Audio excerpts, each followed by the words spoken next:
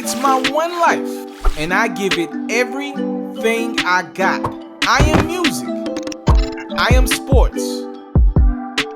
I am the culture.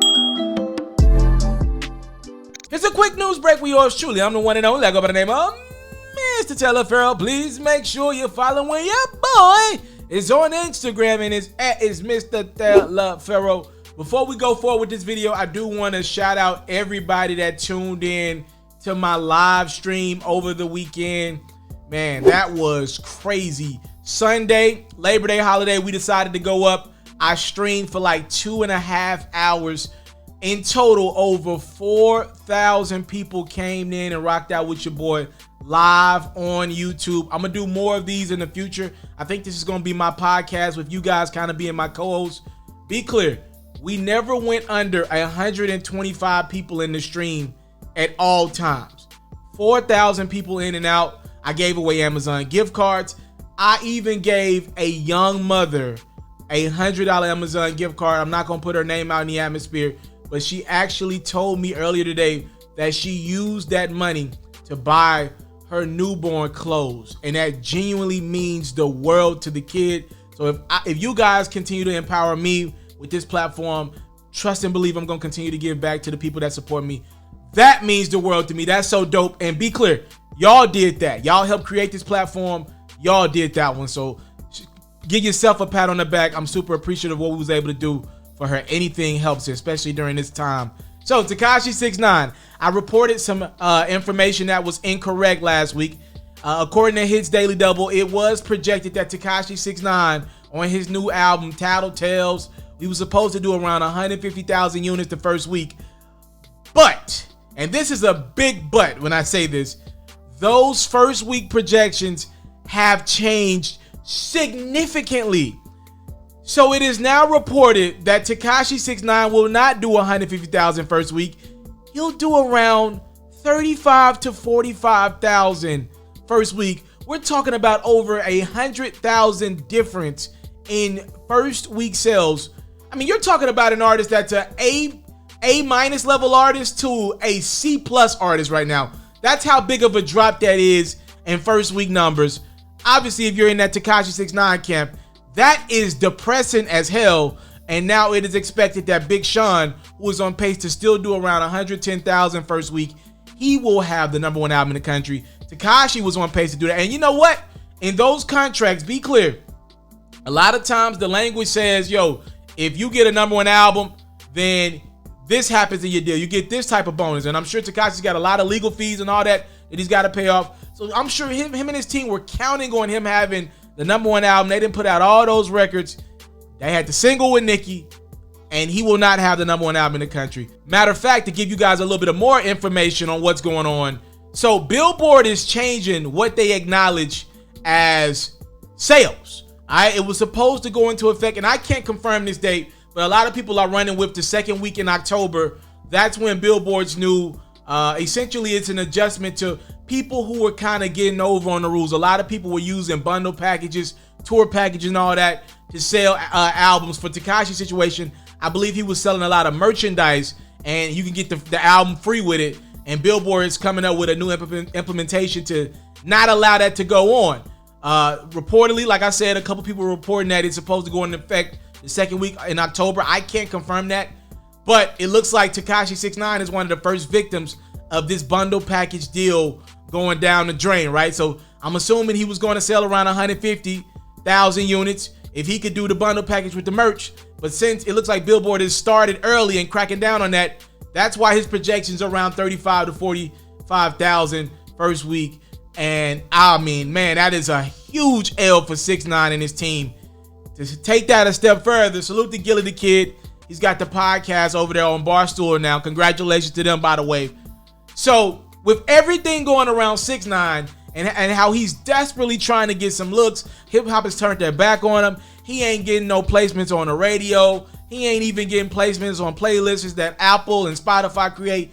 It ain't looking too good for homie right now. Add insult to injury, he's struggling to get interviews from respected hip-hop publications and media outlets. I've already heard Charlamagne and the Breakfast Club say that they will not be doing another interview with Tekashi 6ix9ine, as they've already done 2 of the biggest interviews that they ever had on their platform. They won't be doing a 3rd, according to them. Well, 6ix9ine reached out to Gilly the Kid for an interview, and this did not go well for Tekashi. Check out a couple minutes of this hilarious ridiculousness. I think this is a perfect one-on-one conversation. Probably, yo, Gillie, no funny shit. I met you one time in Philadelphia.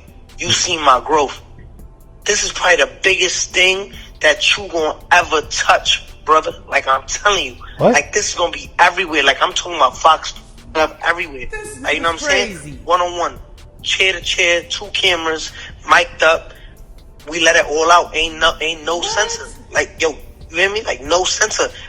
There's nothing that you can't ask me, right? Yeah, I heard you. Yo, Gillie, put it like this. Look at all the Joe Buddens, right? Look at the Axe. Look at the Waynos. Look at all of these niggas. They ain't doing shit, right? You the first nigga I sit down with since like, I don't sit down with niggas. I haven't done an interview yet. You know what I'm saying? Mm-hmm. Everybody's waiting on that interview, and it's a one-on-one. Tekashi 6ix9ine, Barbara Walters, Gilly the Kid, right there, one-on-one, no censor. Don't hold back, nigga. Like, you know me, nigga. I met you, nigga. Like, you know what I'm saying? Don't hold back. Yo, I don't condone what you did. It's not justifiable. It's not this, that, and the third. Gangster. Like, you know what I'm saying? At the end of the day, you a grown-ass man. I'm a grown-ass man. Nigga trying to finesse. You can't vouch for no rat shit. It is what it is. Your respect for me, it is what it is. But at the end of the day, this is what the people want. You got to give them what they want. Who wants it? You a voice of the streets right now. You know what I'm saying? So, just for the record, I know I'm the voice of the streets. You ain't gotta tell me that. I've been the voice of the streets for 20 plus years. Second record, the biggest thing I ever did in my life was the birth of my kids. Shout out to Dayana. Shout out to Kayed. Shout out to Devin. Shout out to Talib. Shout out to Nala. That was the biggest things I ever did in my life. Not interviewing a fucking rat. Not interviewing a nigga who jumped out here head first. Like he was cut from that cloth. And wasn't cut from that cloth. Nigga wasn't 100% cotton. Nigga was rayon. Nigga was some cheap ass silk. Wasn't Egyptian cotton. So, the biggest thing I ever did in my life was the birth of my kids, my nigga. Just for the record. I just wanted to play that shit just so y'all can see it. Ain't no capping going on with my... But we rightfully declined over here, man. I think Gilly the Kid is a hilarious media personality, all right? And this is just naturally himself. That shit is funny. When he boggle down and his eyes get bigger, he be like, and just to be clear about this, I don't need no respect from you. Man, that shit be having me dying laughing. I gotta tune in to that Gillie podcast more because that boy is hilarious. Yeah, so Tekashi, as you saw in the video, he reached out to Gillie for an interview. He told him how that'd be the biggest interview of his career. The numbers would be crazy. And the numbers will be crazy, by the way. I mean, you got a rat doing an interview with a guy that's got a lot of respect out here. So obviously that'd be a big look for 6ix9ine and Gillie. But at what cost? At what credibility does Gillie lose long term from people like, yo, why you even got this rat on your platform, bruh? So Gillie has obviously declined to do the interview. I don't believe that one will be happening anytime soon.